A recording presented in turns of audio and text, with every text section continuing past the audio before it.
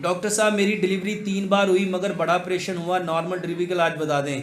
अगर चाहते हो आपकी बच्चियों का ऑपरेशन ना हो तो जब वो कंसीव करें तो उनको पत्थर की चक्की उस पे उन्हें के आटा पीसें। और ये क्यों पीसना है?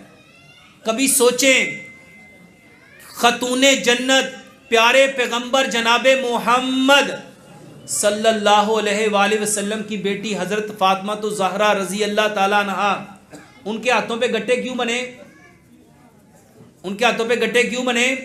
चक्की चला चला के। और कभी आप लोगों ने सोचा कि चक्की हजरत फातिमा रजी अल्लाह ताला अन्हा के घर किसने दी?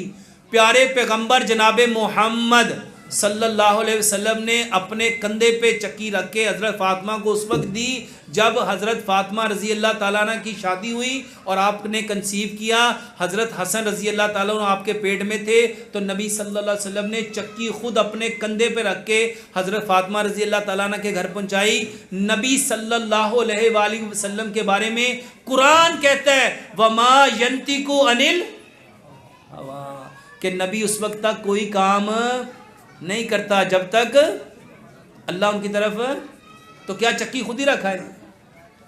तो चक्की चलाएं। दूसरे नंबर पे जमीन पे बैठ के तपड़ी लगाएं। इसके साथ अपने फल और सब्जियां और ड्राई फ्रूट इसका एहतमाम करें, दवाइयों से बचें।